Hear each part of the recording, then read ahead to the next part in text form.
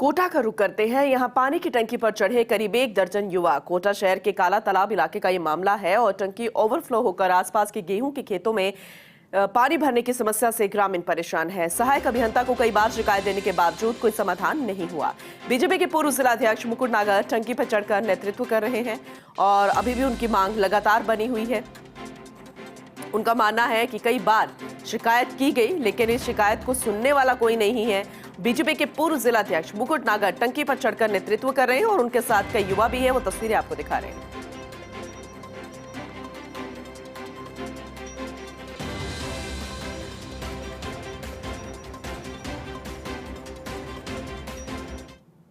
काला तालाब में जो पानी की टंकी है ये बार बार ओवरफ्लो हो जाती है। हमने आईएन जईएन एक्शन से कई बार कहा कि इसके निकासी के लिए कोई व्यवस्था करें। बार बार ओवरफ्लो होकर जो आसपास के खेत हैं उनमें पानी भर जाता है। आसपास के ग्राउंड डिस्पेंसरी वगैरह सब में पानी भर जाता है।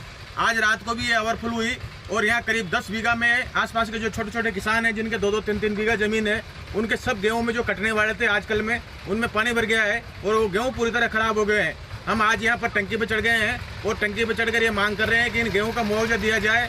दूसरा, आईएन और जईएन को दोनों को सस्पेंड किया जाए। इस मांग को लेकर आज हम टंकी पे हैं।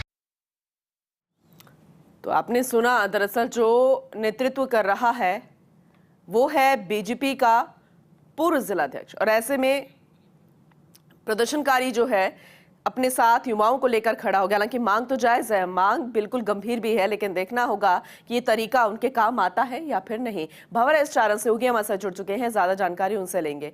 भंवर, क्योंकि आजकल हर कोई इस तरीके के तरीके अपनाने लगा है अपनी मांग को मनवाने के लिए, लेकिन अगर इनकी मांग को सुना जाए तो बिल्कुल जायज है, गंभीर भी मसला है। लेकिन क्या इस शिकायत को सुना नहीं जा रहा? क्या वजह है और अभी क्या स्थिति बनी हुई है?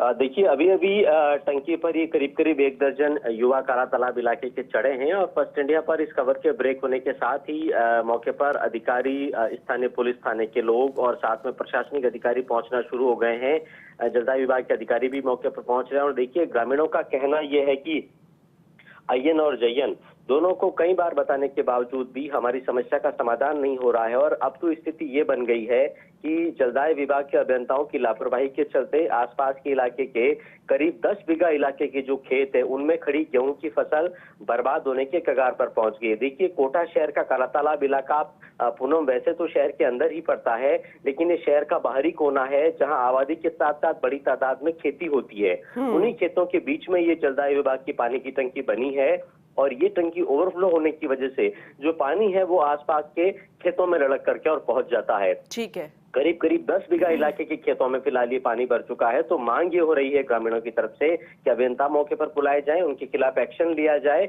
और इस पूरे मामले में उनकी फसलें आगे से खराब नहीं हो, इसका पुख्ता बंदोबस्त उनको करके दिया जाए। लेकिन भंवर, जरा इसे समझाइएगा कि ये कब से समस्या बनी हुई है और शिकायत तो बार बार की जा रही है, लेकिन एक्शन क्यों नहीं लिया जा रहा? क्या रसूखदार है इस वजह से?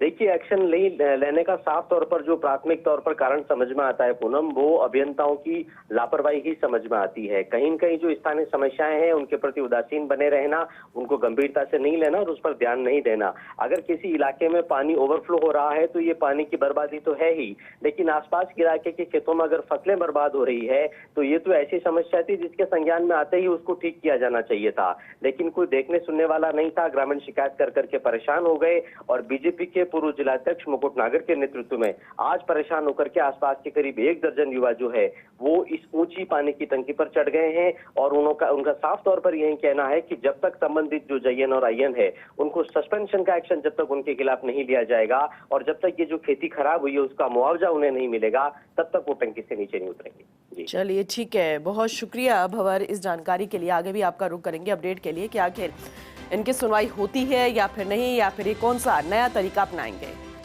वही महाराष्ट्र के